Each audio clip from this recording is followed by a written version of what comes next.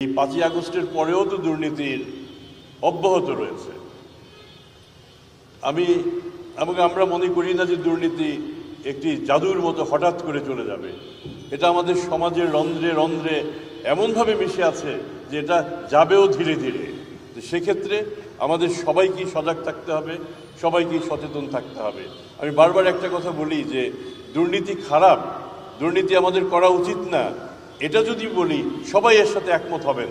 কিন্তু তারপরেও কেন দুর্নীতি? তার মূল কারণটি হচ্ছে আমাদের অস্থি মজ্জায় সংস্কৃতিতে এমন রন্ধ্রে রন্ধ্রে দুর্নীতি এমনভাবে মিশে আছে যে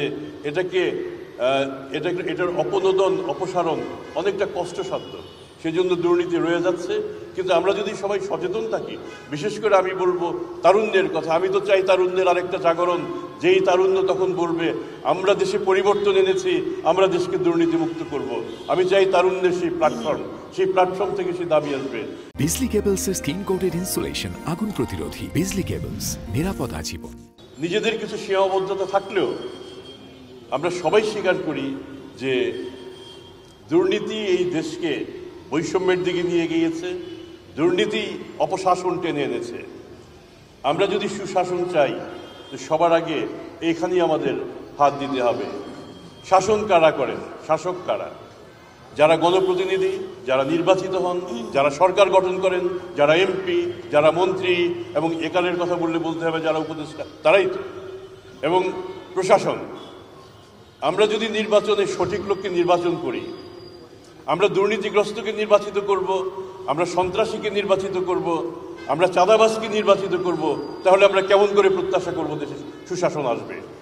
এই দায়টা জনগণের, যে আমরা সঠিক লোককে নির্বাচন করব, যারা দুর্নীতিবাজ নন, যারা সন্ত্রাসী নন, যারা চাঁদাবাজ নন, যারা কল্যাণের কথা বলেন, যারা জনগণের জন্য কাজ করেন, তারা যদি ক্ষমতায় আসেন, আমি দলমত নির্বিশেষে বলবো, সত্যিকার অর্থে আপনারা যদি ভালো লোককে নির্বাচিত করেন, তাহলে দেশে ভালো মানুষের শাসন প্রতিষ্ঠা হবে।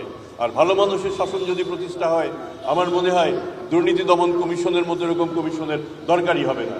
তার প্রধান হুইসেল ব্লোয়ার হচ্ছেন আপনারা যদি চেষ্টা করে যান, আমি অত্যন্ত দৃঢ়ভাবে বিশ্বাস করি আমাদের আগামী নির্বাচনে দুর্নীতিবাজরা সামনে আসতে পারবেন না।